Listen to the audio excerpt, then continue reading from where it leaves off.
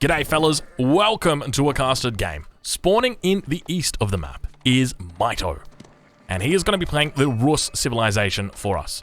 His opponent, spawning in the southwest of the map, is Neptune, and he is going to be playing the Chinese for us, ladies and gentlemen. Indeed, we have another Chinese game, so we're going to be watching very intently and seeing exactly how our Chinese player plays. You can actually see, well, it's a bit difficult to see, but he is indeed supervising this this building before he managed to drop off in there, but it's a little bit difficult to see just because of that tree there.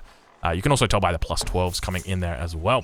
So let's talk about this map that we are on. We are on the map, I believe it's called Highview, and this is a map that is incredibly good for the Rus. We saw a very cool strategy from the Rus on this map the last time that we watched it, and what they actually do is they get these hunting cabins. So you see these hunting cabins up here in the base of Mito. So these hunting cabins have got a golden circle around them. And those golden circles are going to give you gold based on how many trees are within this. So you can see 29 a minute. That indicates that there's 29 trees. At least there should be. 29 trees that are within. I'm trying to select this. It's a bit hard to see, but you can trust me. There's 29 trees within this golden circle, and that's going to be giving him 29 gold a minute. And so on this map, one of the things that there is a plentiful amount of are trees. And it's very, very effective for you to actually go and just begin placing down hunting cabins everywhere. Anywhere. In all of these locations. And you don't actually need to go more than one town center as the Rus. You can play one town center and just boom all over this map with your hunting cabins. There are so many places for you to do it. Now, one of the common misconceptions with the hunting cabin is that your golden circles cannot touch. But the truth is, they can. You just cannot touch your golden circle with another hunting cabin. So you can see right there, that's where the golden circle ends. Let's see if we can spot it a little bit better. It's a bit hard to see. You guys can see it right there. So as long as you make a hunting cabin that's like right there and it doesn't touch, maybe like be a little bit safer, go right there, then you're actually fine. And it's not going to affect the gather rate of your hunting cabin. Now we can actually see that his gather rate for the hunting cabin's gone up ever so slightly. So it's 32 a minute now. And the reason why is because he's hit his next level of bounty. So it's reducing the amount of time it takes to generate the gold. So very, very nice for him indeed. So let's talk a little bit about the Chinese build order. We'll take a look exactly what we've got going on the other side of the map. So Chinese build order opening up with a very standard,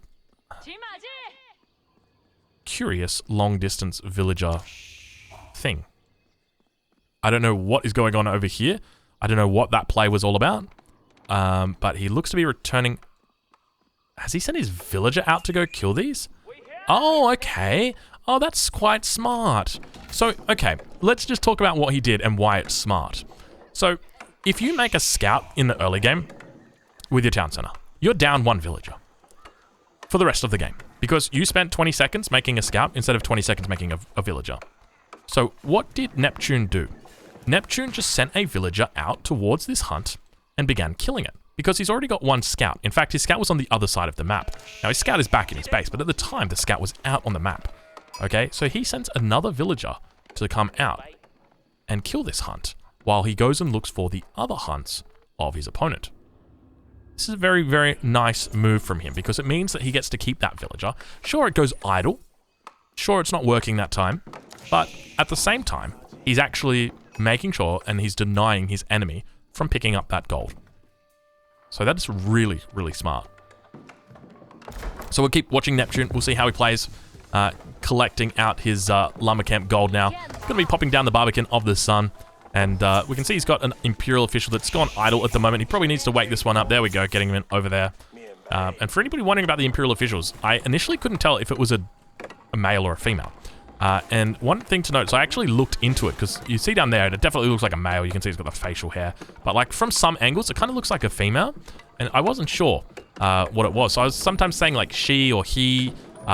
But after I Googled it, I found out about the Imperial official. So one of the interesting points to note is these guys are actually, or at least most of them, were eunuchs, meaning that they had their private parts removed. And so it wasn't always the same. And people would, you know, do it differently and for different reasons. But the last eunuch, so the last Chinese eunuch, he was actually alive quite recently, and he had a biography written about him The biography covered his entire life, and I had a look at it. I didn't have a look at the biography, but I was looking on the Wikipedia about him, and a really interesting life. But apparently, when he was young, it was his dad that did it to him, so he didn't really have any say in the matter. And part of the reason why they did that was because often the dynasties, the leaders of the dynasties would have harems of women. And so they would need guards for those women because, they're the most beautiful women in all of the kingdom. So what would be happening is that those women would potentially be, getting stolen by other, potential rivals or threats. And so as a result, they would use the eunuchs, the imperial officials, to guard the harem because they knew that there was no way that they would take advantage of them, if you get what I mean. So that is your little history lesson for the day. Hopefully I've had all of my facts straight. Town center going to be coming in a little bit late, as Kanoki definitely would be aware of. Barracks going to be going down for Neptune as well. So one of the things to know, why was this town center late? What happened here? So we saw that Neptune moved a lot of villagers out over onto this stone mine. So whenever your villagers are moving, they are not gathering. And so if you move 9 villagers out and gather stone, they're not gathering. Now, there's a couple reasons why that's good. There's a couple reasons why that's bad. With the Imperial Official, that makes it good, right? Because your Imperial Official is going to help out with the gathering of your stone. But it's bad because all of them are moving. So if you only got 4 villagers out here, but you didn't use an Imperial Official, it'd actually be more efficient for you to gather that stone than to just move 9 villagers out and then gather it with an Imperial Official just because of the walk time. But let's talk a little bit about this game, how it's unfolding so far. So we've got an Imperial Official out on this lumber camp, going to be doing its magic. And again, the second town center going in a little bit of a curious place. We've watched Neptune play before, and we have seen this. So he's placing it in quite an open position, very close to his starting town center, but not really on any resources. So I would have gone for a second town center. This is looking amazing. You've got a wood line that's right here. You've got berries that you can protect. So this is a really, really good spot. But now he's going to be coming out, dropping down a lumber camp, or a mining camp rather. So probably going to be thinking about heading up to the next age with this. We spot a spear that's going to be out as well, looking to get into a fight with a horseman. But you can see that he has had his hunt stolen by Maito. So Maito is out on the map, fighting against boars, heading up towards the north, looking like he actually is heading towards this boar as well. He's got to be careful though. That boar, yeah, he only does 4 damage. The boar's got 4 armor, so he can't fight that boar. But the early knight probably going to be picking up the kills out here. And Maito actually going to be heading towards that 500 bounty very early in the game. We're at 7 minutes right now. So Maito going to be looking to pick up all of these hunts, which he's managed to do. Boar going to be getting a fight picked with it as well. And Maito going to be having that bounty before 8 minutes comes in right now. He's about to hit 500. There it is. He gets tier 3. So he's very happy with himself. And I'm curious to see whether we're going to watch this hunting cabin expansion from Maito, or whether we're going to see a bit more of a military investment from him.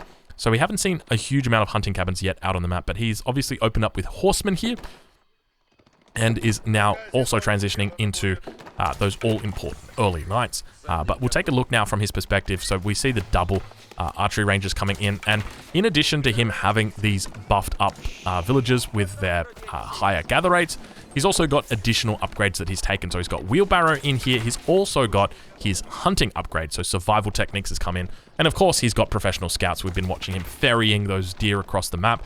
He was most likely going to be heading back up here to grab this in, probably back here to grab this one in as well very shortly. But now looking to put a little bit of pressure onto his opponent, Neptune, who is now actually dropping down a mill and dropping down some farms on top of it. And I think T90 would be pretty happy with these farms. I don't know about you guys. This is a little bit of a reference to Age of Empires 2. T90, who's a caster over there, often will put his farms down like this in a bit of a panic. So less efficient, but I guess easier to click. Villagers now going to be going down. Spears doing their best to get in next to the horsemen.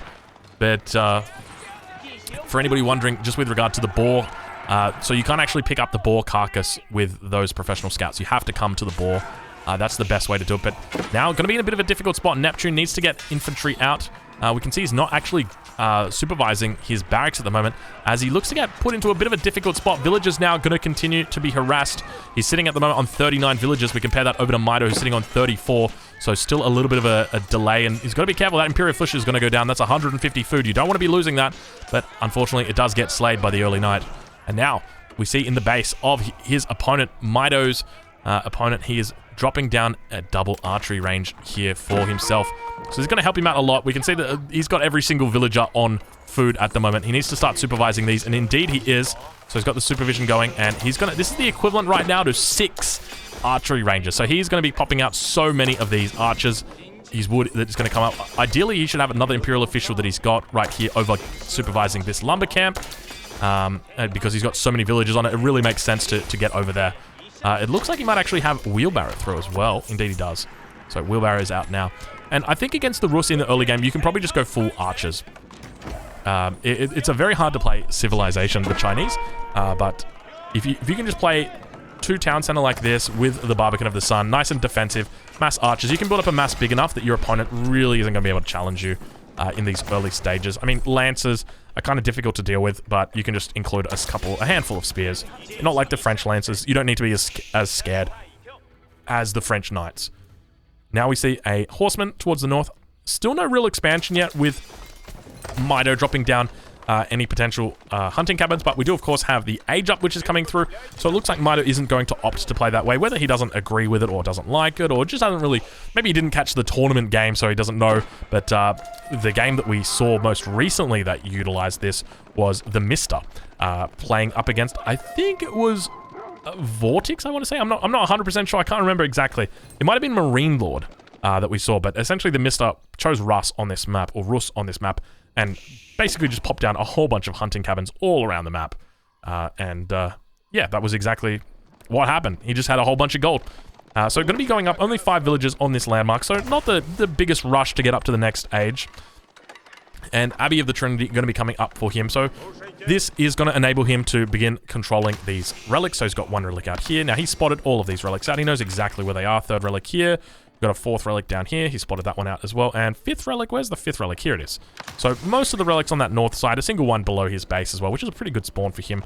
But he's going to be very happy as the Chinese player, once again, really plays on the edge of his seat, I think, is the best way to say it. So basically, as China, you're just trying not to die. Like, that's the way I describe, like, China play. Don't die. And it's so hard because dying is like very easy to do as China. As you can see from the perspective of our Chinese player, he's trying to get up to the 3rd age to match Mito. He's getting pushed in at the same time. He's got barely any units here. And he's losing villagers left, right, center. He's on 41 villagers at the moment. Mito's sitting on 43. Mito's only got 1 town center, dropping down that 2nd town center only now. So Mito is able to keep up with him in villager count just because he's got the military lead. And that's really the difference between China and the other civs. So who knows, maybe we see some aggro China taking over. It definitely seems like at the moment people are opting towards this more economic build order, but now we've got a whole bunch of farms going to be going down. Not the best place farms right now, I will say. Neptune probably got to work on his farms a little bit, but look, he's doing well. He's doing well. The kids are doing all right. We'll say that much. Still looking for that age up. The issue is that if he doesn't age up, he dies to the age 3 units. And the problem is, if he does age up, he dies to the age 3 push. And so this is the hard part for China, because you're always playing from behind with China. Because you have to match your enemy on TCs, and then you have to try and outboom them as well. You're always going to be behind in this position. And so it makes it really difficult, because 1 Mangonel is going to end your dream down here. And by the same token, you know, a couple of Lancers are going to end your dream as well. So it's very difficult. If we see a Ram come in from Mito, it could also end the game. So we'll check to see what he's got on research at the moment. Do we have any... There's the blacksmith. No siege engineering just yet from him, but who knows where this game shall go. Now keep in mind, the current meta is evolving more and more towards Springalds. So Rus have some of the best Springalds, or rather the best Springalds in the game. Astronomical Clock Tower going to be going down now. Handful of villagers moving out to it, but if I'm honest with you, I'd like to see at least 3 times as many villagers on this. All of these villagers should be pulled for this landmark. It's incredibly important this landmark gets up quickly, because he needs to get Springalds out very fast. Villagers now going to be entering into the town center. One of those villagers going to be going down on the farm outside, and a couple of archers. Now this astronomical clock tower is going to be idled completely, and Mito is in a great spot here. He is gathering up relics on above. We can hear those constantly being picked up. And Town Center is going to be trying to fire off. He's looking to burn that down. But underneath the Town Center, he's going to be so careful as he walks underneath the Barbican as well. The villagers entering inside the Town Center now. He's fighting for his life. doing his best, but unfortunately, it looks like he's going to be in a super duper tough spot, but Mito is throwing away a lot of units at the moment, so it may be a little bit of an even trade. Oh, that's terrible. Oh, he managed to get inside. I think he survived. I think the eunuch survived. Good job, eunuch. You've done it. So managing to get inside, protect the harem, indeed he did. And the hand cannon TC is indeed popping off right now. A couple villagers out. Need to be getting inside that town center, but they do, unfortunately, go the way of the dodo there. 0 villagers on this landmark as well, so he is going to be continuing to get idled. 4 villagers now coming over and running, doing a little bit of a run around right now. GUA would be proud with this run around. Look at all those arrows as they begin to come out from that main town center. And actually going to be cleaning up Mito's army here, but the issue is Mito is very happy with this. Why is Mito happy with this? First and foremost, idle time. We've got 30 idle villagers here. Also, killing villagers. He's sitting on 39 villagers. He used to be on, what was it, 49 villagers? So he's got at least 10. A second thing is that he has also collected the relics. So not only has he gained map control, he's also gained those relics.